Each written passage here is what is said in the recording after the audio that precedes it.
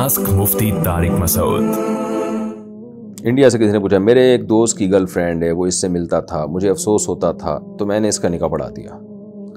2 दोस्त लड़की की तरफ से थे और 2 हमारी तरफ से। मैंने खुतबा वगैरह नहीं पढ़ा, बस इन लोगों से पूछ लिया कि तुम्हें कबूल है। दोनों ने एक दूसरे को कबूल किया। क्या निकाह हो गया? अगर हो गया तो इन लोगों का मिलना जायज़ हो जाएगा, लेकिन अभी इस बारे में दोनों के घर वालों को मालूम नहीं है। देखें, कबूल है का मतलब निकाह ही कबूल है मुराद थी ना आपकी।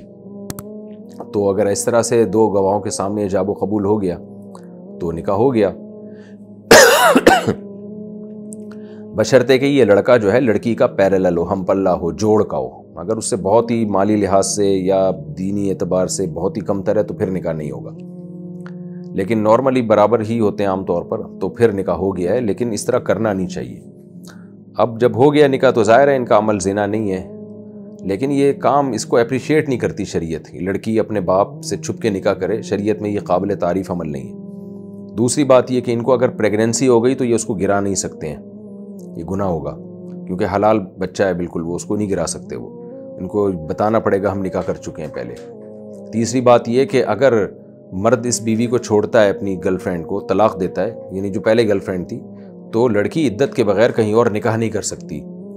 तो होता ही है कि छुप के निकाह किए हुए होते हैं, फिर माँ बाप बच्ची का निकाह कहीं और तय कर देते हैं, इधर से तलाक हुई नहीं होती या दे नहीं रहा होता ये, तो वो वैसे ही कर देते हैं। तो ये जायज़ नहीं है भाई, ये तलाक जब तक नहीं देगा तो कहीं और ये निकाह थोड़ी कर सकती है।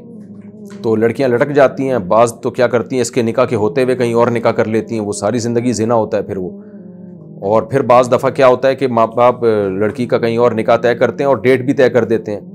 अब लड़की ने यहाँ से तलाक ली मगर इद्दत पूरी नहीं हुई और माँ बाप को बता भी नहीं सकती वो। तो ये 20 किस्म के बखेड़े हैं इसमें, तो इसलिए ये काम नहीं करना चाहिए। अब कर लिया है तो फिर उसमें पूरा प्रोसेस, अगर कहीं और इसके माँ बाप ने निकाह तय कर दिया तो लड़की इस मर्द से तलाक लिए बगैर वहाँ निकाह नहीं कर सकती। और अगर इसने तलाक नहीं दी तो बस ज़िंदगी भर इसी के साथ गुजारेगी।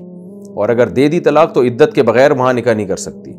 और अगर हमल ठहर गया तो फिर बच्चे की माँ बनेगी और ये उसका बाप बनेगा। बच्चे को नहीं गिरा सकते ये लोग।